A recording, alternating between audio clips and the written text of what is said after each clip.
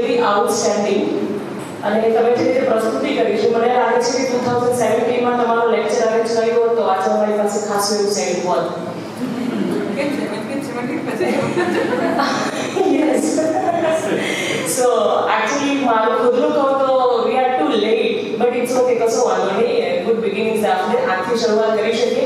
Madam, તમે લિટરસીની વાત કરી, સાથે સાથે તમે મહિલાઓની અંદર એનું સેટિંગ અને ઇન્ડિવિજ્યુઅલ સ્ટેન્ડ કેવી રીતના રહી શકે એ વાત કરી. સો તમારે મોબાઈલમાં જોવાની કશી જરૂર નથી, બીકોઝ નાઇસલી તમે માફી માંગી લો તો કદાચ આને સોલ્વ કરી શકાય. એ માણસ ઉભો થયો, માફી માંગી, બધું છે, સ્વભાવ સુધરે તો ઇન્ડિપેન્ડન્સ ક્યાં ગઈ? ઇન્ડિપેન્ડન્સ એ સ્ત્રીની ઇન્ડિપેન્ડન્સ હતી. મેં કીધું લડી લે, પણ જ્યારે તમે અપેક્ષા રાખો છો કે તમારી લડાઈ બીજા લડશે તો એક્સપ્લોટેશન થવાનું છે. અગર came to my office and મને મોબાઈલ બતાવીને કહે છે, મેડમ આ ફોટો મને ફલાણા છોકરાએ મોકલ્યો. મેં કીધું ના રિસર્ચ નોટ ચૂકી આપવા હું ઊભી છું. એણે એમ કીધું મેડમ હું કેમ કરું? તો કોણ કરશે? સમજે છે? તો જો તમે ઇન્ડિપેન્ડન્ટ તમારી જાતે જ થવા માંગતા નથી, 20 વર્ષ સુધી પપ્પાનું પતિ બની રહેવું છે, 60 વર્ષ સુધી એક પતિની રાણી બનીને રહેવું છે અને 60 પછી એક પુત્રની રાજમાતાની જેમ રહેવું છે, તો તમે ઇન્ડિપેન્ડન્સની કલ્પના શા માટે કરો છો? અને હું જે વાત કરવાની છું, ફિનાન્શિયલ લિટરસીની વાત કરવાની છું, ફિનાન્શિયલ ઇન્ડિપેન્ડન્ટની વાત કરવાની છું. તો તમને એ તો ખબર છે કે તમારી આવક છે. અહીંયા સ્ટુડન્ટ્સ બેઠા છે એટલે કદાચ આ વસ્તુ કરે તમને, પણ જે વર્કિંગ વુમેન બેઠા છે એને હું પૂછું છું, પહેલો ક્વેશ્ચન, તમને કેટલી સેલેરી મળે છે? ખબર છે? મારું ઉદાહરણ આપું તો વર્ષો સુધી મેં મારી જે બધી સેલેરી સ્લીપ છે એ જોવાની કેર નથી કરી. સરકારને જે આપવું છે આપશે, ટેક્સ કાપવાની વાત તો સરકારને જેટલો કાપવું હશે એટલો કાપી લેશે. સેવિંગની વાત તો વર્ષના અંતે કહેવામાં આવે કે આટલું આટલું સેવિંગ કરવાનું. It's not fine. I never consider myself as a financial independent since ઘણા વર્ષો સુધી. All of a sudden one day there was a discussion in a group in the department and somebody told me that madam, if you will not take care of your fund, one day you will cry. I said why? તો કે ખબર જ નથી સાહેબને કે ક્યાં પૈસા રોકાય છે કે શું કરવું કરે છે. I said okay. મને મારા હસબન્ડ તરફથી કહેવામાં આવ્યું કે તમે તમારા પૈસા મેનેજ કરો. Then I realized કોમર્સમાં હોવા છતાં, પૈસાની વાત સમજવા છતાં વર્ષો સુધી ડિપેન્ડન્સ, અને જ્યાં ઇન્ડિપેન્ડન્ટ થવાનો વાત વિચાર આવ્યો તરત જ મારા મગજમાં ખ્યાલ આવી ગયો કે what I am doing, how much fund is accumulated in my saving account, where is my investment, where is my PPF, where is my PF, what is my saving, what is my expenses, what I am doing. Automatically I am taking a rational decisions. I have started to take a rational decision and I have accumulated fund which is more than the budget right now. So now તાળી પાડવાનો વિષય નથી, દુઃખી થવાનો વિષય છે કે વર્ષો સુધી મેં ઓપોર્ચ્યુનિટી અલગ છે, પણ કહેવાનો મતલબ કે we are not for that. હવે કોઈ જરૂરી નથી, use this phone only for your literacy. Financial literacy આમાંથી તમને એમ થાય કે ના આમાં નહીં ખબર પડે, ઘણું બધું છે, નાનું નાનું કરો. હવે ઘણા લોકો ફેસબુકમાં રીલ મૂકીને ની હોય, ફેશન ટિપ્સની હોય, ઓર્નામેન્ટ્સની હોય, નાની નાની વાતો, લાઈફ કોચિંગની હોય, આવી વાતો મૂકીને હવે તમને એમ થાય કે આમાં શું નવું છે, પણ રીલ તો આવે છે. એટલે તમે સ્ક્રોલ કરી વખતે તમે 40 લાખ રૂપિયાની આવક યુટ્યુબ દ્વારા આપણે ઘરે બેસીને કદાચ એ કરતા હોય, નાની નાની શરૂઆત કરતા હોય તો એ ખોટી નથી. Content development is also one of the area where person can develop. અત્યારે જે વસ્તુઓ ચાલી રહી છે એ વસ્તુને તમે વસ્તુને ન્યાય આપી શકી રહીશ, પણ આવું ત્યારે અહીંયા આવીને પછી બોલવાનો સમય મળે છે ત્યારે એમ થાય છે કે અગે યુનિવર્સિટીના અધ્યાપક તરીકે ક્યાંક પણ આવી કે મે વિધિ સેલિબ્રેટ કરવી જોઈએ અને બંને સાથે મળો, સાથે આગળ વધો અને જીવન સંભાળો. કારણ કે પૈસાની વાત છે, કોઈ તમે કોઈની સામે તમે માગી નહીં શકો, તો તમારી પાસે જે છે એને મેનેજ કરો અને કંટ્રોલ કરીને લાઈફને વધુ સ્મૂથ બનાવો, જેને કારણે તમારી ગરીબીની પરિસ્થિતિ નથી પણ સારી પરિસ્થિતિને મેનેજ કરી શકાય. સો with this word, thank you one thank you.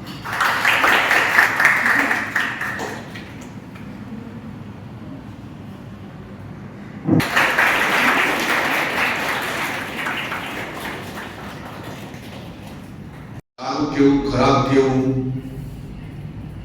એ કોઈનો અધિકાર નથી. ઠીક છે કે અમેરિકામાં આવું સારું કહે તો લોકોને ગમતું હોય છે ને એ તમને સામેથી કહેતા કે થેન્ક યુ વેરી મચ કે યુ હેવ એપ્રિશિએટ. પણ our culture is very different and we are staying in a very traditional area. આ સોરઠ છે. સોરઠ છે પોતાની એક ગરિમા છે. અહીંયા એકબીજાનો આદર, બહેનોનો આદર, અને જે બાળકો નાની ઉંમરમાં કંઈક અજુગતું થાય ત્યારે કશું જ બોલતા નથી, એ ડિપ્રેશનમાં પોયા જાય છે ને હતાશામાં પોયા છે. એના મનમાં સતત એક વિચાર આવ્યા કરે છે અને રિપીટેડલી જે વિચાર આવતો હોય છે એ ડિપ્રેશનમાં લઈ જવા માટેનો એ વિચાર થઈ જાય છે. એટલે આજે આપણે ડોક્ટર સાહેબને બોલાવ્યા છે. એ જાણીતા અહીંના સાયકેટ્રિક ડોક્ટર છે. બહેનોની પોતાની સમસ્યાઓ, આપણે કેવી રીતે ડિપ્રેશનમાં સરી જઈએ છીએ ને આપણે ખબર રહેતી નથી. આપણે લોકોએ ડિપ્રેશનને ગાંડા માણસ માટેની વ્યવસ્થા હોય એવી રીતે સ્વીકારી લીધું છે. એવું નથી. મેં હમણાં ડોક્ટર સાહેબને કીધું હતું કે આ ખરેખર પ્રક્રિયા એવી છે કે જેમ તમને શરદી, કફ, તાવ આવે ને એમાં તમે ડોક્ટરની ત્યાં જાઓ, એવી જ રીતે મેન્ટલ હેલ્થ માટે પણ તમારે સાયકેટ્રિક ડોક્ટરનો ઉપયોગ કરવો જોઈએ. આપણે કરતા નથી. એવું માનીએ છીએ કે સાયકેટ્રિક ત્યાં કોણ જાય? બુશ સાહેબ. તો એક જનરલ માન્યતા ગામડામાં તો બહુ ભયંકર ગરબડી, ક્યાં કે પેલા ગાંડાવાળા ડોક્ટર ત્યાં લઈ ગયા. એટલે એ તમારા વિશે શું બોલે છે સમાજનો કે ગાંડાનો ડોક્ટર. એટલે ડોક્ટર તમે ખરા. હવે આ માનસિક સ્થિતિ છે એ જો બદલાવવી હોય તો એના માટે જ્યારે તમને કંઈ થાય અને એ રિપીટેડલી 4-5 દિવસ પછી પણ કન્ટિન્યુ રહેતું હોય તો you have to approach a doctor. ઘણી વખત તમને ખબર છે કે આપણે કાલ્પનિક ભયથી પણ પીડાતા હોય છે. આવું થયું, આમ થઈ જશે તો, આમ થઈ જશે તો, આમ થઈ જશે તો. કઈ આપણે ને તો સામનો આપણે જ કરવો જોઈએ, એમાં ડરવું જોઈએ નહીં. અને કોઈ આપણા કુટુંબના એવા સદસ્યને આપણી વાતો કહેવી જોઈએ કે જે તમારી વાતોનો દુરુપયોગ નહીં કરે અને તમને સાચી સલાહ આપશે. અને પછી પણ એવું આવતું હોય તો કાઉન્સિલર, ડોક્ટર તરીકે સાયકેટ્રિક ત્યાં જવું જ જોઈએ. ઘણી એવા કેમિકલ આપણા શરીરની અંદર તમને ખબર નથી, ભય અને કાલ્પનિક ભયને કારણે આપણા શરીરની અંદર કેમિકલ એ ઇમ્બેલેન્સ થાય છે. એના કારણે જે આપણી કૃતિઓ છે એ પણ જાગૃત થતી હોય છે ને ક્યારેક કે ડિપ્રેશનની અંદર આપણે ભૂખ ન લાગવી, નીંદર નહીં આવવી, ઊંઘ નહીં આવવી, સતત કંઈક ગોળા કરવું, આ બધી ઘટનાઓ દરેક મનુષ્યની અલગ અલગ થતી હોય છે. ઘણા લોકો છે બેરિંગ કેપેસિટીની હોય એટલે બેર કરી લેતા હોય છે. પણ એવો દુનિયાનો કોઈ માણસ નથી કે જેને આ હતાશા કે નિરાશા આવી જ ન હોય. દરરોજ આપણા માઇન્ડસેટની અંદર અપ્સ એન્ડ ડાઉન એ થતા હોય, પણ આપણે એને રિકવર કરતા હોય છે. બોડી ઇટસેલ્ફ એને રિકવર કરતી હોય છે અને બેલેન્સ થઈ જાય ને પછી સમસ્યા હોય જાય એટલે ફરી પાછા તમે ઊંઘતા થઈ જાઓ, ફરી પાછા તમે ખાતા થઈ જાઓ, બધું જ કરતા થઈ જાઓ. થોડોક સમય એ રહે, પણ લાંબો સમય રહેતા હોય તો તમારે આના ઉપર કામ કરવું જોઈએ. એટલે આપણી જે અહીંની વિમેન ડેવલપમેન્ટ સેલ છે એમણે સવારે પણ દક્ષા મેડમને બોલાવી અને તમારી સમક્ષ એમણે વાતો કરી હશે કે આપણી સાથે ફિઝિકલી જ્યારે વર્ક પ્લેસ ઉપર આપણે કામ કરતા હોય ત્યારે પુરુષ ભાઈઓ અને બહેનો બે હોય ત્યારે આપણી સાથે કેવી રીતે વાત કરે છે. આત્મસન્માન છે કોઈ બીજા આપી શકે નહીં. આત્મસન્માન માટે પોતે જ પ્રયાસ કરવો પડે. અને હું બધા બહેનોને કહું છું કે એવું કોઈ ડર રાખવાની જરૂર નથી કોઈથી. જે હોય એની ઉપર આપણે આપણી વાત છે એ હંમેશા મૂકવી જોઈએ. ઘણી વખત આપણે મજામાં આવતી હોય છે, નાનો મોટો કોઈ લૂઝ ટોક કરે ને આપણે અલાવ કરતા હોય છે, અને પછી જ્યારે એ મોટું સ્વરૂપ ધારણ કરે ત્યારે આપણે એને ડિસએગ્રી થતા હોય છે. પણ તમે પહેલી શરૂઆત કરી એ જ ખોટી કરી. આપણે એમ લાગે કે આ લેવલ સુધી ઠીક છે કે આપણે એની સાથે હસી મજાક કરી, આપણા ક્લાસમેટ સાથે કે આપણા કોઈ કલીગ સાથે, પણ જ્યારે એમ લાગે કે આ એનો હેતુ સારો નથી તો ઓન ધી સ્પોટ એને રોકી દેવું જોઈએ અને બહુ સ્પષ્ટ થઈને થઈ જવું જોઈએ. એમાં સુસ્તી વાતો નહીં કરવી જોઈએ. કહી જ દેવાય કે માઇન્ડ યોર લેંગ્વેજ, તું આવી વાત મને ન કરશે. અને એ જે બાળકો કરી જાય છે એ તાકાતવાળા બાળકો થાય છે અને એ સક્ષમ બને છે સમાજમાં. એની સામે આંખ ઊંચી કરીને કોઈ જોઈ શકતા નથી. જે દીકરીઓ એવી છે કે જે આવું સહન કરે છે એને વારંવાર આનો સામનો કરવો પડે છે. અને આપણે કાર્યપ્લેસ ઉપર કામ કરતા હોય તો આપણે વ્યક્તિગત રીતે અલગ છે, એ તમારે ને મારે જોવું જોઈએ. આમ તો બહેનો આજથી લઈ અને 5મી તારીખ સુધી કે ક્યાં સુધી 9 તારીખ સુધી વિમેન ડે છે. 8મી તારીખે રજાનો દિવસ હશે કદાચ. હવે 9મી તારીખે આપણે આ એક આખા જ વીકની પૂર્ણાહુતિ કરશું. બહેનોએ ઘણા બધા પ્રયત્નો ત્રણેય બહેનોએ કર્યો છે. અનિતાબા, રૂપાબેન અને કીર્તિબા, એમણે ખૂબ પ્રયાસ કર્યો કે બહેનો માટે આપણે કંઈક કરીએ. અને મેં મારા તરફથી એક પણ પ્રશ્ન પૂછ્યા વગર એની સહમતિ આપી છે. જ્યાં સુધી સમાજ જાગૃત નહીં થાય ત્યાં સુધી આપણે જે કંઈ વ્યવસ્થા કરે, હું તો જેન્ડરમાં બંનેને લેવાની જરૂર છે. હવે પછીના પ્રોગ્રામ ભાઈઓને પણ ટ્રેન કરવાની જરૂર છે કે તારે શું વ્યવહાર કરાય ને શું ન કરાય એની સમજણ એકલા આપણે ઉભય કરી લઈશું તો એ ઉભય પક્ષે એક જ બાજુ થશે. બે બાજુ આપણે કરવાની જરૂર છે. આપણા ભાઈઓને પણ સમજાવવાની જરૂર છે કે કઈ કોમેન્ટ એ ફ્રેન્ડશિપમાં થઈ શકે ને કઈ ન થઈ શકે, એ પણ આપણે એને સમજાવવાની જરૂર છે. અને એ મને લાગે કે થશે. આજનો વિષય ડોક્ટર બુશ સાહેબ છે, એ બહુ નામાંકિત તાઈના સેક્રેટરી છે. ઘણી વખત આપણી યુનિવર્સિટીમાં આવી પણ ગયા છે, બે ત્રણ સેશન પણ લઈ ગયા છે. અને આજે પણ એ તમને ઘણી બધી વાતો કરશે. મારે બહાર જવાનું હોવાથી થોડોક મેં વહેલો સમય લઈ લીધો છે. આમ તો 2 વાગ્યાનું નીકળવા માંગુ છું, પણ કંઈ ને કંઈ હિયરિંગ, કોર્ટ કેસ ને આ કેસ ને એ બધા આવી જાય છે. However the challenge comes, we fight with the challenge.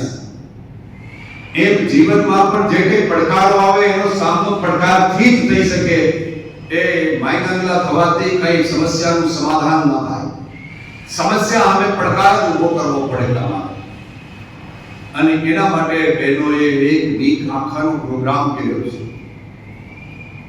હું બધા જ બહેનોને, રશ્મિબેનથી સહિતના બધા બહેનો જે 5-7 બહેનો છે આ પ્રયાસ કરી રહ્યા છે યુનિવર્સિટી માટે, હું એને બિરદાવું છું.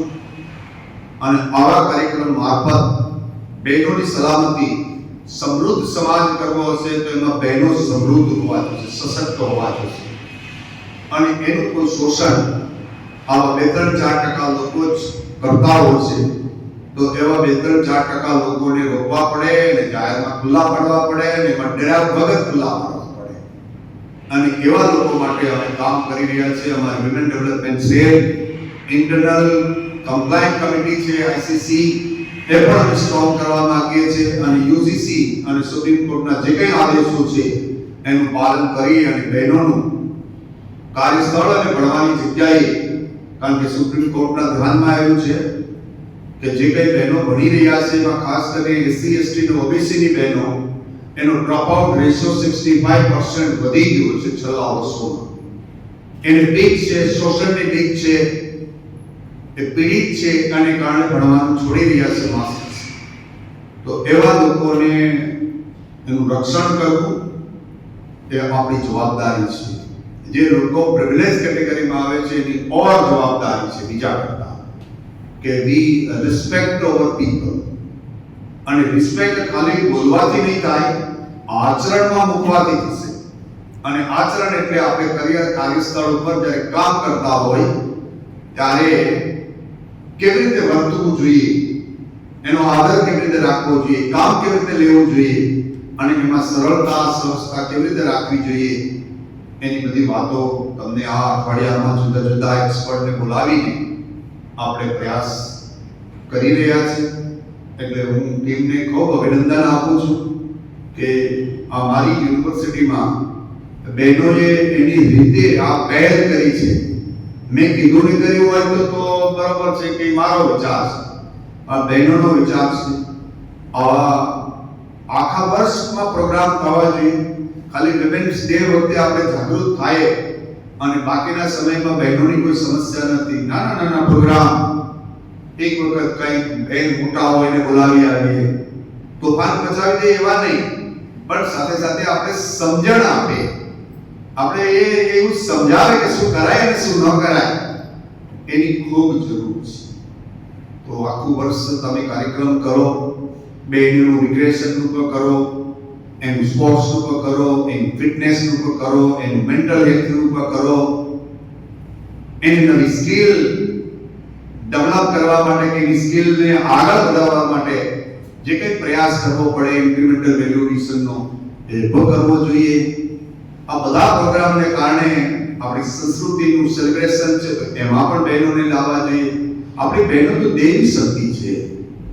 ખાલી દેવી શક્તિ અહીં સ્ટેજ ઉપરથી બોલવાના અને પછી આચરણમાં જતું હોય તો એ તમારી વાતનું કોઈ તથ્ય તે રહેતું નથી.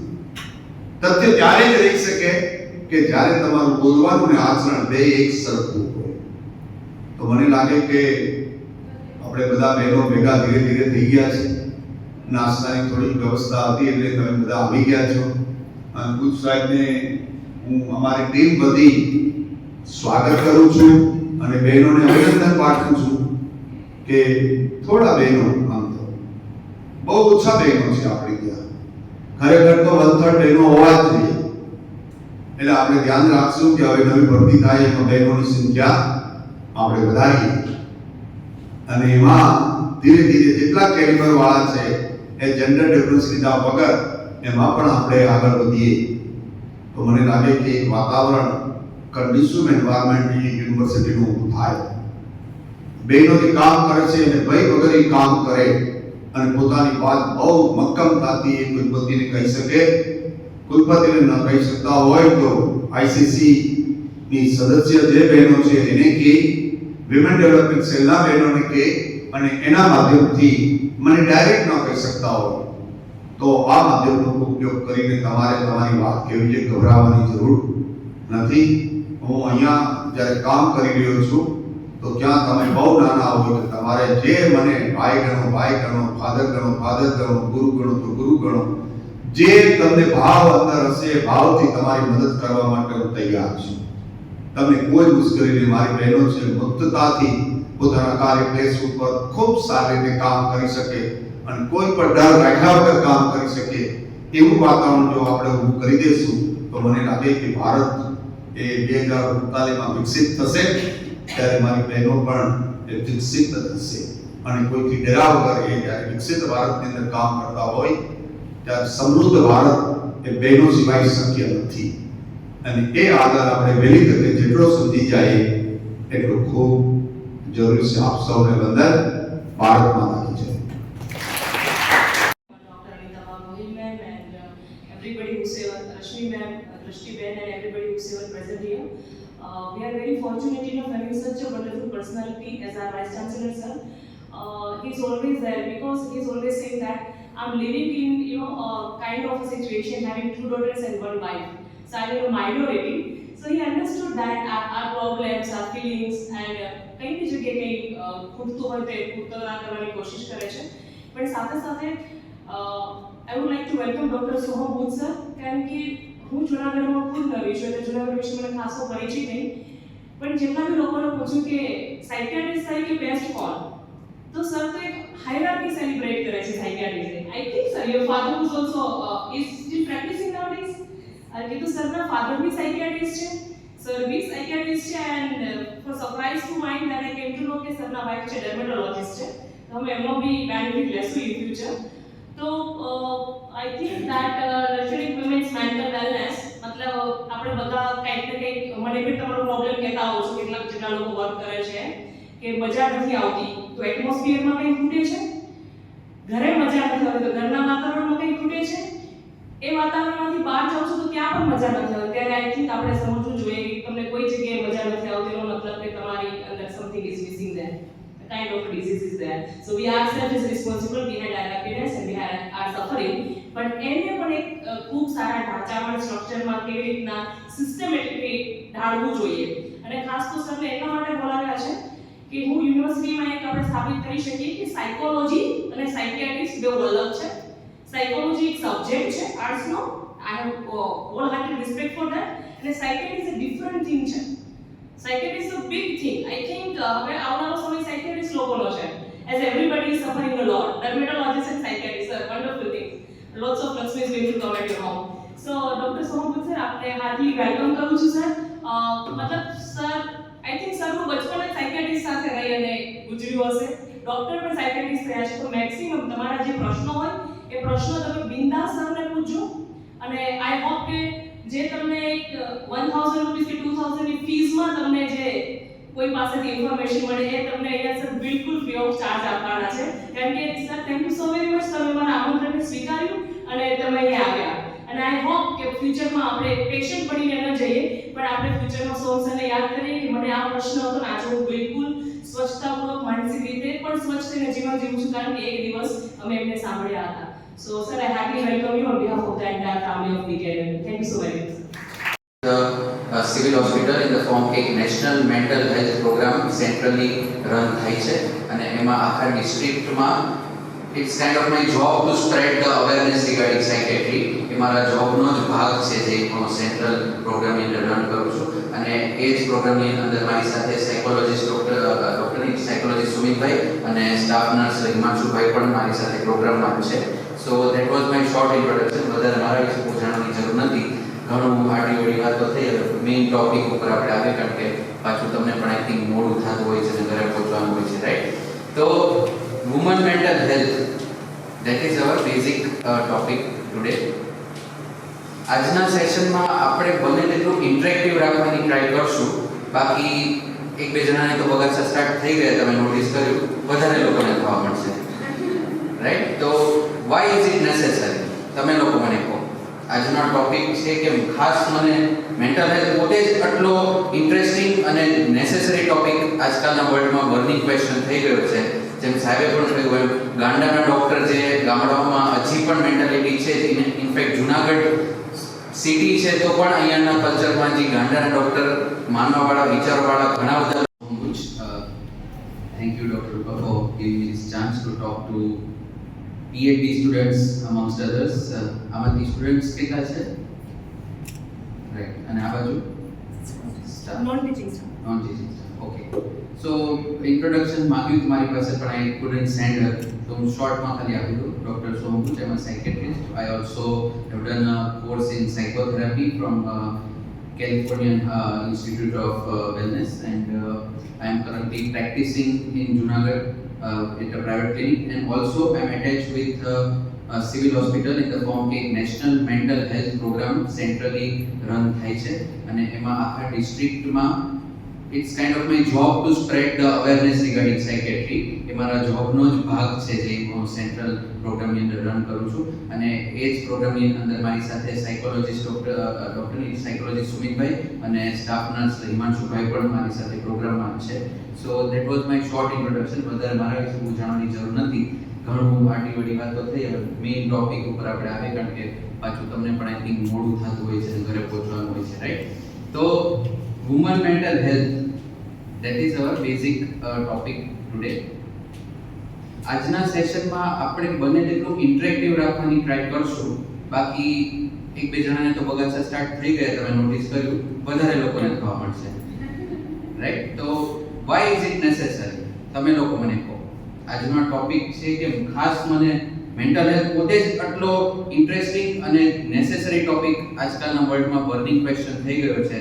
જેમ સાહેબે પણ કહ્યું એમ ગાંડાના ડોક્ટર જે ગામડાઓમાં હજી પણ મેન્ટાલિટી છે, જેને ઇનફેક્ટ જુનાગઢ સિટી છે તો પણ અહીંયાના કલ્ચરમાં જે ગાંડાના ડોક્ટર માનવાવાળા વિચારવાળા ઘણા બધા લોકો છે જ. એટલે મેન્ટલ હેલ્થ તો ઇમ્પોર્ટન્ટ છે જ, પણ એમાં પણ વિમેન મેન્ટલ હેલ્થ એની ઉપર આપણે વધારે અવેરનેસ જાણવાની જરૂર શું છે એ પ્લીઝ તમે મને કહો. એનીબડી ગમે તે કોઈ પણ હાથ ઊંચો કરીને હાથ ઊંચો કર્યા વગર બેઠા જેમ મજા આવે. Namaste, sir. નમસ્તે. Yes, it is privilege to hear you, sir. બીજા વિશ્વ યુદ્ધ પછી આ પ્રશ્ન ઊભો થાય છે મેન્ટલ હેલ્થ. અત્યારે પણ યુદ્ધ તો ચાલી જ રહ્યા છે. યુદ્ધનો ડાયરેક્ટ ઇફેક્ટ પ્રકૃતિને થાય છે અને સ્ત્રી પ્રકૃતિથી અલગ નથી, એ વિભિન્ન નથી. તો હા, આ પ્રશ્ન ઊભો થાય છે. Very nice. Very nice. Anybody else? આખા ઘરની જવાબદારી એના ઉપર હોય છે. Okay. કેમ કે પુરુષ તો કમાવા માટે બહાર જતો હોય, આખું ઘર અને આવનારી પેઢી એના હાથમાં. Yes. I think the social upbringing of a women since been a long period of time. I think that is also responsible. Social ફેક્ટર્સમાં ખાસ કરીને અપબ્રિંગિંગ, રાઈટ? પછી બીજા કોઈને કંઈ સૂચે છે? ઓકે. આનો હું તમને બીજી રીતે જવાબ આપીશ કે વધારે ઇમ્પોર્ટન્ટ કેમ છે એ આપણે ડેટા ઉપર જઈએ કે ઓલ ઓવર વર્લ્ડમાં અને ઇન્ડિયામાં પણ ડિપ્રેશન ને એન્ઝાઇટીના કેસ જેટલા મેલ્સમાં હોય એના કરતાં ઓલમોસ્ટ ડબલ ફિમેલ્સમાં છે, રાઈટ? ડિપ્રેશન એન્ઝાઇટીનું નામ તો સાંભળ્યું હશે, રાઈટ? એ ડબલ છે. સુસાઇડ એટેમ્પ્ટ્સ ફિમેલમાં મેલ કરતાં વધારે છે. કમ્પ્લીટ સુસાઇડ મેલ્સમાં વધારે છે, પણ એટેમ્પ્ટ્સ વધારે ફિમેલમાં છે. પછી સોમેટિક સિમ્પટમ ડિસઓર્ડર કહેવાય, જે શારીરિક મનોશારીરિક રોગ ઘણા હોય છે અમારા સાયકેટ્રીમાં, કે થાય શરીરની તકલીફ પણ હોય મનનો પ્રોબ્લેમ. તમે જેટલા એવા કેસ સાંભળ્યા હોય કે બધા રિપોર્ટ કરાવી લીધા, દૂરબીન ઉતરાવીને જોઈ લીધું, ફલાણું કરી લીધું, બધા નોર્મલ આવે છે, તોય તકલીફ છે જ, તો એસિડિટી જાતી જ નથી, તોય પીઠનો દુખાવો જાતો જ નથી, તોય ઉલટી ઉબકા બંધ થતા જ નથી, તોય ધ્રુજારી જાતી જ નથી. એ બધા જ સાયકેટ્રિક બીમારી છે. એટલે ક્યાંય પણ તમે આગળ ફ્યુચર પણ તમારા ફેમિલીમાં, તમારા કોઈ ફ્રેન્ડમાં એવું જુઓ કે બધા રિપોર્ટ નોર્મલ છે, તોય આને તો આવું છે, એટલે એ સાયકેટ્રિક હોય. અને આવા બધા કેસીસ વિમેનમાં વધારે જોવા મળે છે. કેમ? કારણ કે વિમેન છે, સ્ત્રી છે, એ એમના મનનું કેટલું બધું હોય છે એ દબાવીને રાખે છે. મનોશારીરિક રોગ ક્યારે થાય એને હું સિમ્પલ લોજિકમાં તમને સમજાવું કે કોઈ પણ તકલીફ છે, ટેન્શન છે, ચિંતા છે, એ જો બહાર નથી નીકળતી, એને સોલ્યુશન નથી આવતું, અથવા તો એટલીસ્ટ શેર નથી થતી કોક સાથે, તો અંદર દબાવતું જાય, મનની તકલીફ શરીરમાં ધીરે ધીરે ભેગી થાય. અને કારણ કે એ માનસિક તકલીફ તરીકે એને બહાર નથી કાઢી શક્યા કે ભાઈ મને નથી ગમતું, મને ડિપ્રેશન થાય છે, મને આવા વિચાર આવે છે, એવું નથી કહી શકતા, કારણ કે એને નોર્મલાઇઝ કરવામાં આવે છે કે એવું તો હોય જ ને, તો નોર્મલ છે. તો એ શરીરમાં જઈને શરીરના કોઈ પણ રોગ તરીકે આ વસ્તુ બહાર આવી શકે છે, ત્યારે મનોશારીરિક રોગ થાય છે, રાઈટ? તો એ પણ ફિમેલ્સમાં વધારે છે, સુસાઇડ એટેમ્પ પણ વધારે છે. તો ફિમેલ્સમાં વસ્તુ વધારે કેમ છે એનું શું રીઝન હોઈ શકે? તમને એક એક્ઝામ્પલ આપું. ધારો કે એક 35 યર યા 42 યર ઓલ્ડ ફિમેલ છે, એને એના મેન્સ્ટ્રુએશન ની સાયકલના સ્ટાર્ટિંગમાં આગલા 5-6 દિવસ ખૂબ ચીડચીડાપણું રહે છે, રાઈટ? સાથે સાથે એને મેરિટલ કોન્ફ્લિક્ટ કે ઘરમાં કંઈક ચાલે છે, સાથે સાથે એની હિસ્ટ્રીમાં એવું છે કે જ્યાં કામ કરતા ત્યાં પણ એને કંઈક પ્રોબ્લેમ, નાનો મોટો હેરેસમેન્ટનો થયો હતો, જે આપણા સમાજમાં બહુ કોમન છે. તો આમને કોઈ માનસિક બીમારી થઈ આવી કોઈ સ્ત્રીને, તો એનું કારણ શું હોઈ શકે? કાં તો ઇરિટેબિલિટી જે રહે છે અને ચીડચીડાપણું રહે છે, એનું કારણ શું છે? જે મેન્સ્ટ્રુએશનના દિવસો છે એના લીધે શરીરમાં હોર્મોનમાં ફેર આવે છે એટલે છે? કે મેરિટમાં પ્રોબ્લેમ્સ ચાલે છે, કોન્ફ્લિક્ટ ચાલે છે એટલે છે? કે પાસ્ટમાં હેરેસમેન્ટ થયું હતું એના લીધે અંદર ક્યાંક ને ક્યાંક વિચારો છે એટલે છે? શું લાગે તમને? ઓકે. પછી મેરેજમાં જે ડિસ્પ્યુટ જે પ્રેઝન્ટમાં ચાલી રહ્યા છે, I think that is responsible. Okay. Okay, આનો એટલે તમે બધા સાચા જ છો, કારણ કે આનો સાચો આન્સર આ કેવું જરૂરી શું કામ છે? કારણ કે ઘણી બધી વાર આપણા સમાજમાં એવું લેબલ કરવામાં આવે છે કે ભાઈ એને તો હોર્મોનલ ચેન્જીસ હોય ને, એમને તો હોર્મોનનો ફેરફાર છે ને, એમની બાયોલોજીમાં ફિમેલની અલગ હોય ને એટલે એમને આવું થાય છે. પણ એવું જરૂરી નથી કે ખાલી આપણે હોર્મોનને બ્લેમ કરી શકીએ. હા, hormones play N important part, right? કારણ કે ઘણી બધી એવી માનસિક બીમારીઓ છે જે ખાલી સ્ત્રીને જ થાય છે, પુરુષને થતી જ નથી. અને એનું રીઝન એ જ છે કે સ્ત્રીની લાઈફમાં અલગ અલગ સ્ટેજીસ છે, એવા મિનિમમ 5 સ્ટેજીસ છે સ્ત્રીની લાઈફમાં જે કે પીરિયડ ઓફ ટાઈમ છે જ્યારે એમના બોડીમાં એવા ચેન્જીસ થતા હોય, હોર્મોન્સમાં થતા હોય, બાયોલોજિકલી સ્ટ્રક્ચરમાં થતા હોય કે એમને કોઈ પણ માનસિક બીમારી થવાની શક્યતા ઘણી વધી જાય છે. અને ત્યારે સાથે સાથે આવા કોઈ સોશિયલ ફેક્ટર્સ હોય, કોઈ પાસ્ટના ટ્રોમાસ હોય, એ બધું એક્ટ કરે, પ્લસ લાઈફમાં આવા ફેઝિસ ચાલતા હોય જ્યારે શરીરમાં હોર્મોન્સમાં ઘણા બધા ચેન્જીસ હોય, એ બધું ભેગું થાય એટલે સ્ત્રીમાં ડિપ્રેશન, એન્ઝાઇટી કે વગેરે માનસિક રોગ થવાની શક્યતા ડબલ થઈ જાય છે. રાઈટ? આ સમજાય છે બધાને? ઓકે, તો કયા કયા સ્ટેજીસ હોય ફિમેલની લાઈફમાં જ્યારે આવા ચેન્જીસ વધારે જોવા મળે એમના બોડીમાં, કેમિકલ્સમાં, હોર્મોન્સમાં? બધા ફિમેલ્સ જ છો?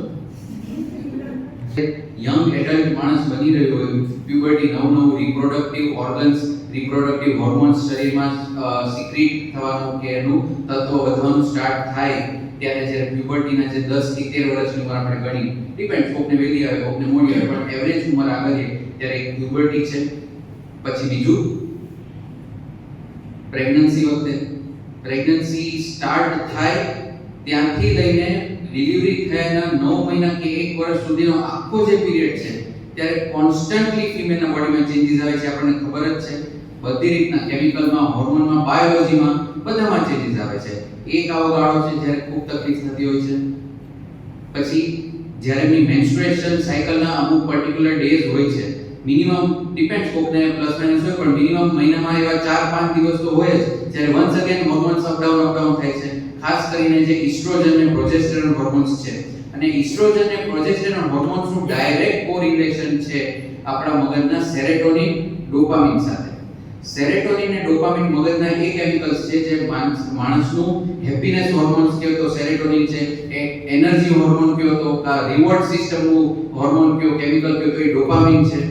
એ બે સાથે ડાયરેક્ટ કોરિલેશન ઇસ્ટ્રોજન, પ્રોજેસ્ટેરોનને છે કે આ વધે તો સામે પેલા ઘટે, એ રીતનું છે. રાઈટ? તો સેરોટોનિન, ડોપામિનની સાયકલ્સને રેગ્યુલેટ પણ થવા માટે જ્યારે હોર્મોન્સ ફેરફાર થાય ત્યારે સાયકલ્સ પણ ડિસરેગ્યુલેટ થઈ જાય છે. એટલે જ્યારે પીરિયડનો ટાઈમ હોય, મેન્સ્ટ્રુએશન સાયકલનો ટાઈમ હોય કે એના પ્લસ માઇનસ દિવસ હોય ત્યારે જે ફિમેલ્સમાં, ઘણી બધી ફિમેલ્સમાં બહુ જે કોમનલી જોવા મળે છે એ છે મૂડ સ્વિંગ્સ, મૂડ ચેન્જ, ઇરિટેબિલિટી, ગુસ્સો, રડવું આવવું, ગુસ્સો આવવો, સેડનેસ ફીલ થવી, લો મૂડ ફીલ થવો, આ બધા જ સિમ્પટમ્સ જોવા મળે છે. હા, થોડું ઘણું હોય એને આપણે બીમારી કહેતા નથી, એ કોમન છે, નોર્મલ છે. સેમ રીતે જેમ કોઈ બી સાયકેટ્રિક બીમારી અમારી હોય એને ક્રાઇટેરિયા હોય, એનું ક્લાસિફિકેશન થાય. તમારા ઘરમાં કોઈના પણ ઘરમાં ખરાબ બનાવ બન્યો, કોઈ ગુજરી ગયું, કોઈ ઘણા ટાઈમથી બીમાર છે, સ્ત્રી હોય કે પુરુષના ફેમિલી, આ પર્ટિક્યુલર સ્ત્રીની વાત નથી કરતો, બેની વાત કરું છું.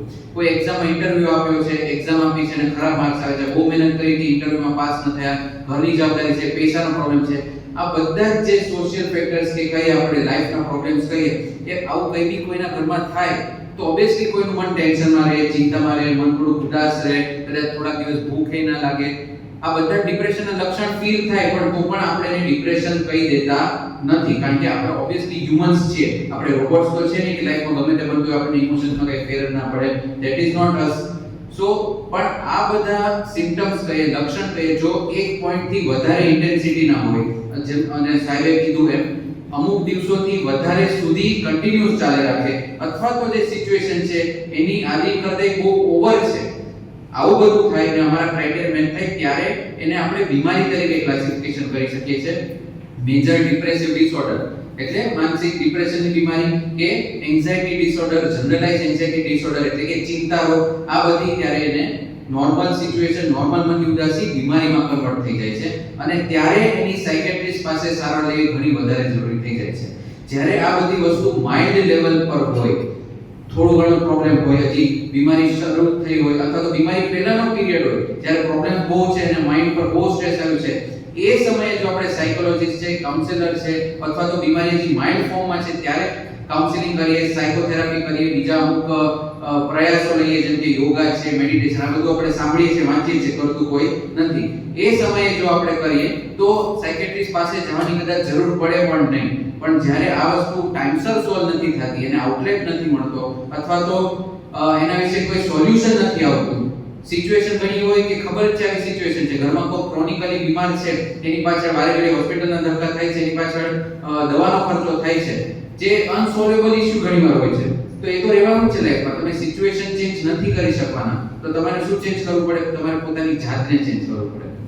કોઈ પણ માણસ સાથે પણ આપણે પ્રોબ્લેમ હોય, એને પણ આપણે સામેવાળાને ચેન્જ નથી કરી શકવાના. આપણે કોને ચેન્જ કરી શકીએ? પોતાને ચેન્જ કરી શકીએ, અથવા પોતાનો પર્સપેક્ટિવ ચેન્જ કરવાનો છે, રાઈટ? અથવા પોતે સ્ટ્રોંગ બનવાની કોશિશ કરવાની છે. બીજી પણ એક ગેરમાન્યતા એવી છે કે ઘણા લોકો માને કે માનસિક બીમારી થાય એટલે મનથી નબળા છીએ, કે ભાઈ આ તો મનથી ઢીલી છે, કે આ તો મનથી નબળો છે, કે આ સ્ટ્રોંગ નથી, આ તો સાહેબે કીધું માય કામલો છે, રાઈટ? તો એ વસ્તુ સાવ ખોટી છે. આ એક ખોટી ગેરમાન્યતા છે. કોઈ પણ પર્સનને માનસિક બીમારી થઈ શકે, કારણ કે એક બીમારી જ છે. બીમારી તમે વર્ડ સમજો છો ને? બીમારી હોય તો કોઈ માણસની ઉંમર કે માણસની સ્ટ્રેન્થ કે માણસની માઇન્ડની સ્ટ્રેન્થ જોઈને થોડી પેને થાય છે. આ વાયરલ ઇન્ફેક્શન છે, ગમે એટલું હટો કોઈ પેલો સુમો પહેરવાનો હોય તો એને બી વાયરલ ઇન્ફેક્શન થવાની શક્યતા છે, રાઈટ? તો એવી જ રીતે સાયકેટ્રીમાં પણ બધી બીમારી હોય છે. અને ગમે તેટલું તમે લાઈફમાં સ્ટ્રેસ ફ્રી હો, ગમે તેટલી તમારી લાઈફ સક્સેસફુલી સારી ચાલતી હોય, હા તમારી હેબિટ્સથી બહુ ફરક પડે. તમારી કોઈ ખરાબ હેબિટ ના હોય, તમારી લાઈફસ્ટાઈલ એવી હોય કે તમે ટાઈમસર પ્રોપર ઊંઘ લેતા હો, પ્રોપર ડાયટ કરતા હો, પ્રોપર એક્સરસાઇઝ કરતા હો, તો લાઈફસ્ટાઈલથી ઘણો બધો ફેર પડે કે તમને માનસિક બીમારી થવાની તમે 50 થી 60% બચી શકો. કારણ કે ઓવરઓલ બધું ઘણું સારું છે. પણ તમે મનથી સ્ટ્રોંગ થઈ જાશો એટલે મને ડિપ્રેશન નહીં થાય. અથવા તો આપણા સમાજમાં જે ફિમેલ્સને સૌથી મોટો પ્રોબ્લેમ ફેસ કરવો પડે છે, ત્યારે નબળા વિચાર શું કરે છે? કોઈને પણ એવું લાગે કે આ માણસ ડિપ્રેશનમાં છે, એટલે ફેમિલી શું સલાહ દે છે આજકાલ? કે ટેન્શન મૂકી દે, ચિંતા કરવાની શું જરૂર છે? તારે ક્યાં કઈ પ્રોબ્લેમ છે? મોજ કર, તું ફરવા જતી રહે, બધા વિચાર કરવાનું મૂકી દે. હવે મુકાતું હોત તો અમારી આખી બ્રાન્ચ જ ના હોત. બરોબર છે? કે સાયકેટ્રિક બ્રાન્ચ છેલ્લા 100-150 વર્ષથી છે. તો એ શું કામ છે? કારણ કે બધી વસ્તુ આપણા હાથમાં નથી, કારણ કે તે એક બીમારી છે. સુશાંત સિંહ છે, દીપિકા પાદુકોણ છે, રાઈટ? સુશાંત સિંહને શું ઘટતું હતું? ન્યૂઝમાં તો ઘણી કોન્સ્પિરસી થિયરી આવી, પણ એને ફેમ હતું, સક્સેસ હતું, પૈસા હતી, ગર્લફ્રેન્ડ હતું, ફેમિલી હતું, બધું જ સારું હતું, તો પણ એને સુસાઇડ કર્યો જ ને. કારણ કે એ કોઈ બીમારીનો શિકાર હશે, કે ગમે તેટલું લાઈફમાં બીજું સારું હોય તો પણ એને વિચાર આવતા હતા તો આવતા જ હતા. તો એવા પોઈન્ટે સાયકેટ્રિસ્ટની જરૂર પડે. ખાલી કાઉન્સેલિંગ કે થેરાપીથી ન થાય. બીજો એક્ઝામ્પલ, કોકને અનિદ્રાનો પ્રોબ્લેમ થાય, રાઈટ? તમે જ વિચાર કરો, તમને 2-3 દિવસ સરખી ઊંઘ ના આવે, કાં તો કોક કારણસર તમને ઊંઘ કરવા મળે નહીં, આવતી હોય તો પણ, તો તમે ત્રીજા જ દિવસે કે બીજા જ દિવસે તમારું મૂડમાં ચેન્જ લાગશે તમને, રાઈટ? તમે વર્ક ઉપર જશો તો સરખું કોન્સન્ટ્રેટ નહીં કરી શકો, સરખું ફોકસ નહીં કરી શકો, ચીડચીડા થઈ જાય, બોલાવવાનું મને યાર આજે વળકા પડવાનું છો બધાને, મને પણ તે ગમે તે આપણે હ્યુમન છે, આપણી કેપેસિટી છે, રાઈટ? તો જે માણસને બીમારીના લીધે ઘણા દિવસોથી સરખી ઊંઘ નથી આવતી, ઘણા દિવસોથી એને ભૂખ સરખી નથી લાગતી, ધારો કે ડિપ્રેશન છે, બીજી કોઈ માનસિક બીમારી છે, તો એનું આફ્ટર મેની ડેઝ એનો માઇન્ડની હાલત કેવી હશે? ચોકડી 1-2 દિવસમાં જ આવી થઈ જતી હશે, તો રાઈટ? અને ત્યારે તમે આ પર્સનને એમ કહો કે ના, આને તો ખાલી કાઉન્સેલિંગની જરૂર છે, તો એનાથી ફેર પડે? કોઈ વાત કરીને રોજ રાતે સોડાવી દેશે, હાલડા ગોળાવીને સાયકોથેરાપિસ્ટ ઘરે આવીને, એવું તો પોસિબલ છે જ નહીં. તો એવા કેસમાં પણ દવાની, ટ્રીટમેન્ટની જે પણ પ્રોપર સારવાર, હા, માઇન્ડ મોડરેટ ટુ સિવિયર જ્યારે સાયકેટ્રિક બીમારી થઈ જાય ત્યારે એને દવાની સાથે સાથે જો કાઉન્સેલિંગ મળી શકે તો એ બહુ જ વધારે બેનિફિટ મળે. દવાઈની અસર એ પ્રોપરલી કરે, વધારે સારી કરે, ઓછી દવા કે ઓછી ટ્રીટમેન્ટથી વહેલું સારું થઈ જાય. એ સાયકોલોજીનો, કાઉન્સેલિંગનો એક સ્ટ્રોંગ રોલ છે, રાઈટ? પણ આપણા ઇન્ડિયન કન્ટેક્સ્ટમાં આપણા સમાજના લોકો સમજતા નથી કે ભાઈ કાઉન્સેલિંગ પણ થાય, સાયકોથેરાપી પણ થાય, એની પણ જરૂર પડે. ધારો કે અમે કોઈવાર કાઉન્સેલિંગની સલાહ આપીએ કોકને કે સાયકોથેરાપીની સલાહ, પહેલા તો કાઉન્સેલિંગ એટલે ખબર છે ને, સાવ સાદી ભાષામાં કહીએ તો વાતચીતની થેરાપી. વાતચીત કરીને જે આપણે સામેવાળાને થેરાપી આપી શકીએ. નોર્મલી તમને કંઈ પ્રોબ્લેમ હોય ને, તમારો ફ્રેન્ડ તમને જે સલાહ આપતું હોય એ સૌ બેઝ લેવલનું કાઉન્સેલિંગ જ ગણી શકીએ આપણે એ રીતે. હા, પણ જે સાયકોલોજિસ્ટ છે, આમાં સ્પેશિયલી ટ્રેન થયેલા સાયકેટ્રિસ્ટ છે, એ લોકો જ્યારે આ વસ્તુ કરે તો એ એક સ્ટ્રક્ચર્ડ વેમાં એની થેરાપી થાય. એમ રેન્ડમ સલાહ આપે એવું ન હોય, જેમ ભાઈબંધો આપતો હોય એવી રીતે, રાઈટ? તો એને કાઉન્સેલિંગ કહે છે. તો કાઉન્સેલિંગ આપણે કોઈને આપણા સમાજમાં સલાહ પણ આપીએ કે તમારે કાઉન્સેલિંગની જરૂર છે, તો એ માણસ સમજતું નથી કે ભાઈ વાતચીત કરવાનું થોડા પૈસા આપો. કોઈ કાઉન્સેલર છે, સાયકેટ્રિસ્ટ છે, એની પાસે તમે જાઓ, અડધી પોણી કલાકનું સેશન થાય, એ સેશનના 1000 થી માંડીને 500 થી માંડીને 4000 જે પણ એનો ભાવ હોય લે, તો કે સાહેબ તો અડધી પોણી કલાક વાતો કરીને 5-6000 રૂપિયા લઈ લીધા, કે એના થોડા પૈસા હોય, રાઈટ? તો આપણા કોન્ટેક્સ્ટમાં હજી લોકો સમજતા નથી કે કાઉન્સેલિંગની જરૂરી છે. સ્ટ્રક્ચર્ડ વેમાં જો તમને ટાઈમલી કાઉન્સેલિંગ મળે તો સાયકેટ્રિસ્ટ સુધીનો ધક્કો તમારે ન થાય. તો આ કાઉન્સેલિંગની વાત હતી. હવે આપણે વાત કરીએ કે કઈ કઈ બીમારીઓ વિમેનમાં થઈ શકે છે જે મેનમાં થતી જ નથી. એક તો આપણે મેં કીધું એમ મૂડ સ્વિંગ્સ જે એવરી મંથ થાય છે, મેં બધા લક્ષણ દર્શાવ્યા, જેનામાં ઇસ્ટ્રોજન પ્રોજેસ્ટેરોનના લીધે સેરેબ્રલ ડોપામિનમાં ડિસરેગ્યુલેશન થાય છે. એટલે આ બીમારીનું નામ છે પેરીમેન્સ્ટ્રુઅલ ડિસરેગ્યુલેશન ડિસઓર્ડર, કે મેન્સિસના સમયના આડાગાળામાં કોકને પહેલા થાય, કોકને દરમિયાન થાય, કોકને પછી થાય, ડિપેન્ડ જેની બોડી સાયકલ કેવી છે, હોર્મોનની ચેન્જીસ કેવા છે, ત્યારે આ બધા જે લક્ષણો આવે એને પેરીમેન્સ્ટ્રુઅલ ડિસરેગ્યુલેશન ડિસઓર્ડર કહે છે. અને એક માનસિક બીમારીમાં જ આવે છે. નોર્મલ થવું એ નોર્મલ છે, પણ એક પોઈન્ટથી વધારે થવું, એની ઇન્ટેન્સિટી વધારે હોવી, કે માણસ પોતે એટલું સફર કરે અને ફેમિલીને પણ પ્રોબ્લેમ થતા હોય તો એની પણ સારવાર આપણે લઈ શકીએ છીએ. એક આ થઈ. એક પ્યુબર્ટી વખતે જ્યારે નવી યુવાની ફૂટતી હોય છે ત્યારે કયા કયા એડોલસન્સમાં પ્રોબ્લેમ થઈ શકે. સૌથી પહેલા તો એને બોડી ડિસ્મોર્ફિક ડિસઓર્ડર થઈ શકે છે ફિમેલને, કે મારું શરીર કેવું છે, હું કેવી દેખાઉં છું, અચાનક બાયોલોજી ચેન્જ થતી હોય, શરીરનું સ્ટ્રક્ચર ચેન્જ થતું હોય, અને સાથે સાથે આપણા સમાજમાં વધારે ને ફોરેન આ બધું તો બધે જ થાય છે. કમ્પેરિઝન, ઘરના ફેમિલી વાળા જ કમ્પેરિઝન કરે છે કે તું કઈ કર, તું કેવી લાગે, સરખી રહે, પોતાને થોડી વ્યવસ્થિત રાખ, તારી ફ્રેન્ડ તો જો, પેલી તો જો કેવી છે. ભણવામાં તો થાય જ છે, તો બોયઝ ગર્લ્સ બેયને સહન કરવું પડે છે આજકાલ. પણ આ જે બોડીનું છે એ બોયઝને એટલું સહન નથી કરવું પડતું જેટલું ફિમેલ્સને સહન કરવું પડે છે. એમાં પણ નવી ટીનેજર બનતી હોય, પોતાના નવા વિચાર ડેવલપ થતા હોય, ત્યારે સમાજનો પ્રેશર હોય, એની કોઈ ફ્રેન્ડ વધારે બ્યુટીફુલ હોય અને એના ઘરના એને કહે કે તું બી કર, તું બી વજન ઘટાડ, તું બી કઈ કર, તું બી ક્રીમ લે, ગોરી થા. આપણા સમાજમાં ખાસ કરીને તો લગ્નનો ટાઈમ જેમ નજીક આવે એમ કે કેટલા બધા ડર્મેટોલોજીસ્ટ પાસે જેમ ગોરા થવા માટેની ટ્રીટમેન્ટ. એવું નહીં કે મારી સ્કિન હેલ્ધી હોવી જોઈએ, મારી સ્કિન બેટર હોવી જોઈએ, જે પણ આપણો સ્કિન ટોન હોય એ હેલ્ધી હોવો જોઈએ, શાઇન મારવો જોઈએ. ચલો that is a good point. પણ ગોરા થવા પાછળ જે આંધળુકિયા પ્રયાસો બધા કરતા હોય છે, ગમે તેટલા બેફામ રૂપિયા નાખી દેતા હોય છે, જ્યારે એક પોઈન્ટ પછી વધારે ફરક આમેય નથી પડવાનો, રાઈટ? તો એ આપણા સમાજનો પ્રોબ્લેમ છે ને, કારણ કે પહેલેથી કલ્ચરલી એવું આવતું રહ્યું છે કે ગોરા એ સારા, બધાને એવું રીતે ગમે. પણ એવું જ્યારે હોતું નથી. આ બધો પ્રોબ્લેમ ફિમેલને એડોલસન્સ વખતે, એના મેરેજના પીરિયડ વખતે સહન કરવાનો આવે છે. આ સોશિયલ બર્ડન આખું અલગ છે. બીજા ઘણા બધા સોશિયલ બર્ડન આવતો હોય છે. એટલે આ ફેઝમાં બોડી ડિસ્ફોર્મિંગ ડિસઓર્ડર થઈ શકે.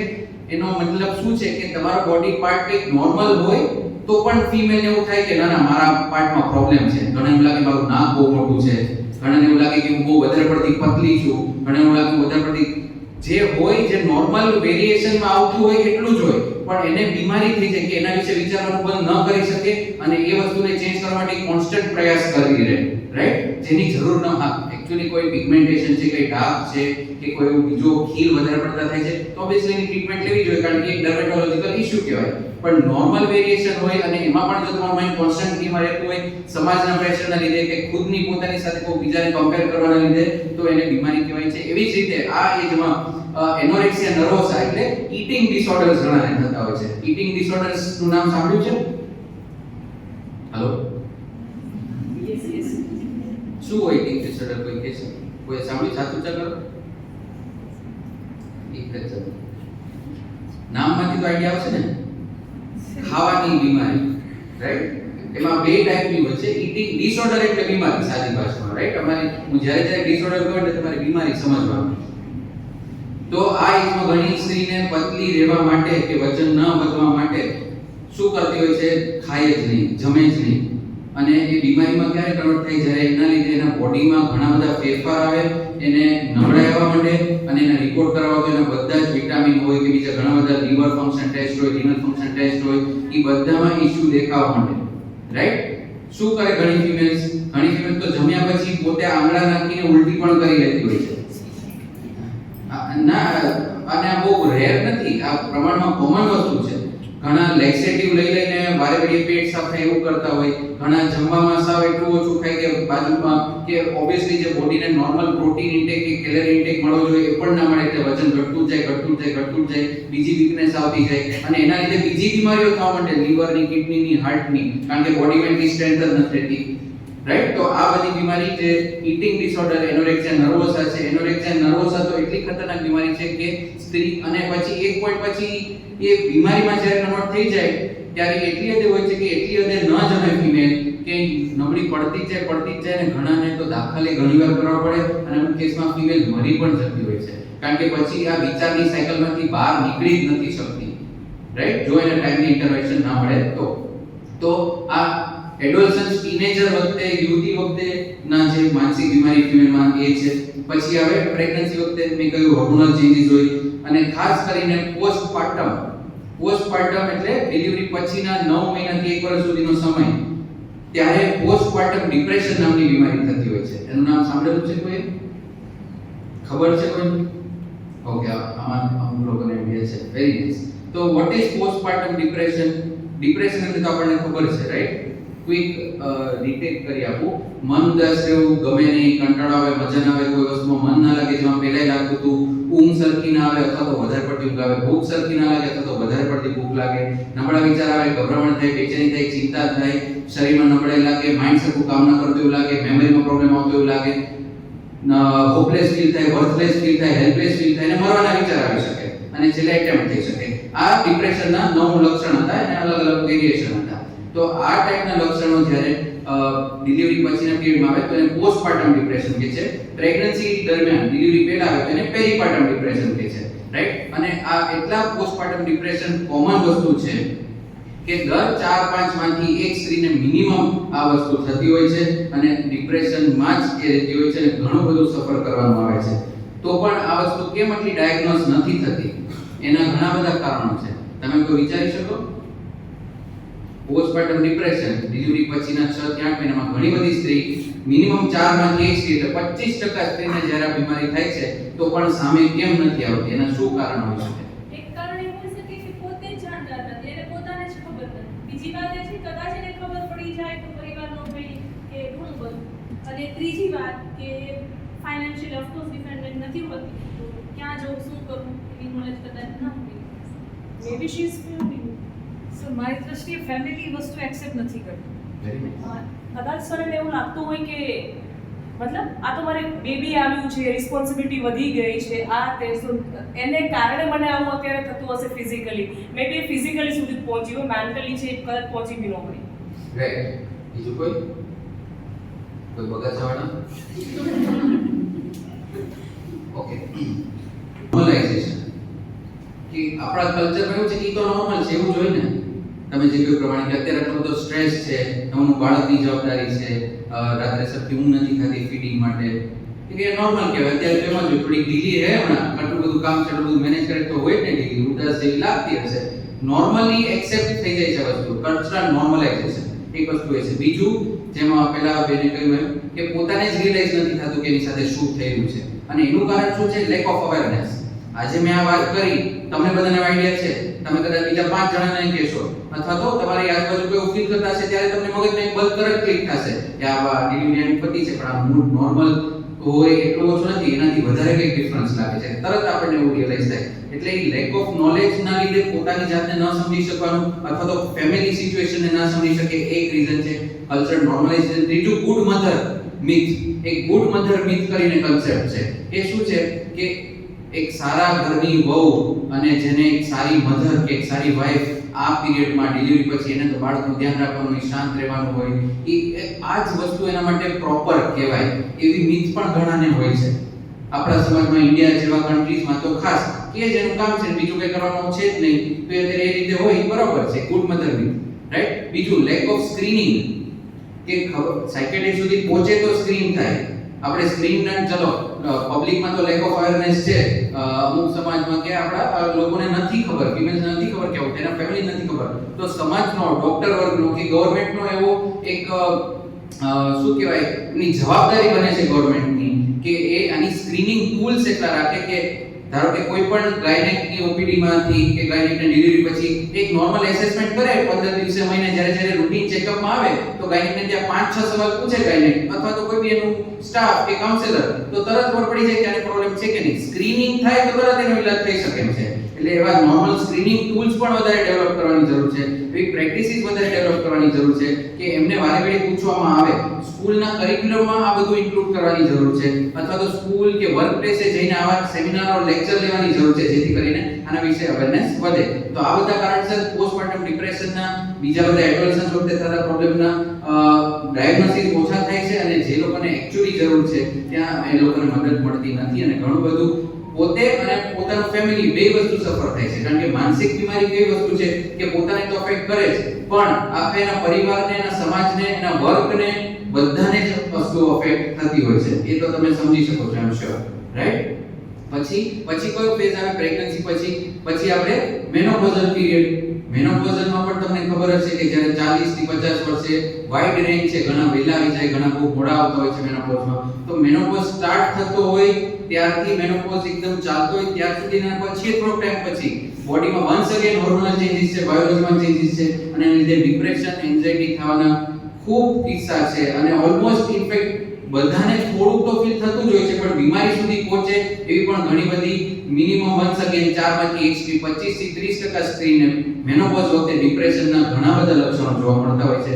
પણ once again it is accepted કે એનો મૂડ નથી સારો, કે વેગન તો મેનોપોઝ ચાલે જ નહીં, એને તો એવું છે પોતે આવીને કે ના સહી તો મેનોપોઝના લીધે છે મને. આ છે તો છે, પણ જો વધારે પ્રોબ્લેમ હોય તો આપણે એનો કંઈક રસ્તો પણ કાઢવો જોઈએ. એ વસ્તુ હજી કોઈ સમજતું નથી કે કાઉન્સેલિંગ છે, જરૂર પડે તો અમુક દવા છે, એનો ટેકો લ્યો તો તમારો જે આટલા બધા મંથ્સ કે આટલા યર્સનો પીરિયડ છે એ તમે શું કામ લાઈફનો વેસ્ટ કરવાનો?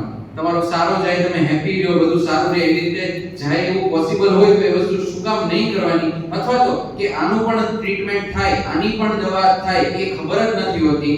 એ આપણી સમાજમાં આપણો જવાબદારી છે, આપણા જેવા લોકોની, કે આપણે એ નોલેજ આપણે સ્પ્રેડ કરીએ અને લાભદાયકતાને આપણે ગાઈડ કરીએ, રાઈટ? તો એક હું ક્વેશ્ચન પૂછું તમને. ધારો કે એક ફિમેલ છે, મેરીડ ફિમેલ, એને જસ્ટ બાળક થયું છે અને એ વર્કિંગ વુમન પણ છે, પ્રોફેશનલી પણ એક્ટિવ છે, રાઈટ? તો તમે મને એમ કહો કે એ એના પાર્ટનર, એનો હસબન્ડ છે, એવા કેટલી વધારે કામ હશે જેના પાર્ટનર કરતા એક્સ્ટ્રા કરતી હશે એ સમયમાં? એક્ઝામ્પલ આપીને કહો મને તમે. રિપીટ કરો ક્વેશ્ચન. એક મિનિટ પાછળથી જાય. કોઈ ના કે તો તમે તો છો, મને ખબર જ છે.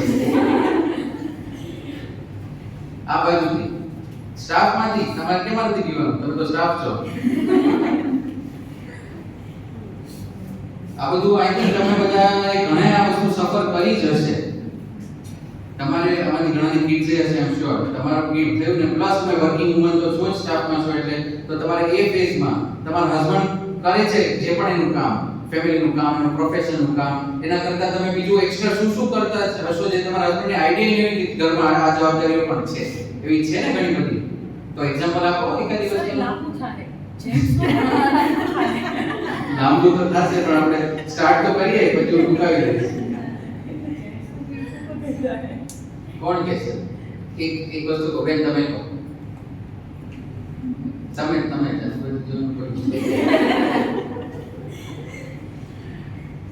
સર, એક લેડીઝ તરીકેની જવાબદારી મેં પોતાની બાળકની જવાબદારી આવશે. સવારે એને પોતાને ઘરની જવાબદારી હોય, ઘરની જવાબદારી પતતા એવું નહીં કે લેડીઝ છે તો એને કોઈ જેન્ટ્સ મદદ કરશે, ના, એને પોતાની જવાબદારી છે તો પોતાને પૂરી જ કરવાની, એક્સ્ટ્રા બાળકની જવાબદારી પૂરી કરવાની.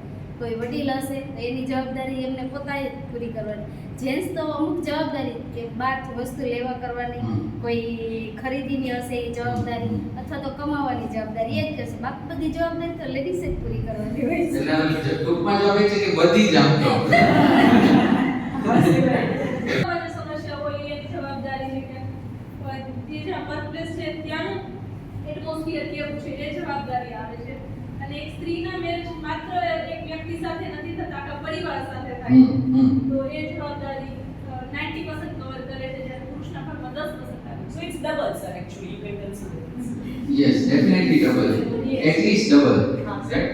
કારણ કે અને હું કહેવાનો મારો પોઈન્ટ એમ છે કે ચલો ઘરની જવાબદારી તો આપણો એક મોટો વર્ડ છે, પણ એ ઘરની જવાબદારી શું શું છે? હું સ્પેસિફિક એક્ઝામ્પલ્સ વધારે માંગતો હતો કે ભાઈ છોકરાને સવારે ઉઠાડી, ચલો મોટા થઈ ગયા છોકરા, કે નાનું છે, તૈયાર કરવાથી માંડીને એ બધું તો ખબર જ છે, પણ નાનું નાનું બી કેટલું મેનેજ કરવાનું હોય કે ઘરમાં સરખું શાક છે કે નહીં, રાઈટ? ઘરમાં કરિયાણું બરાબર પતો આવ્યું છે કે હળદર પતી ગઈ છે, બટેટા પતી ગયા છે, કિચનમાં બધું નાનું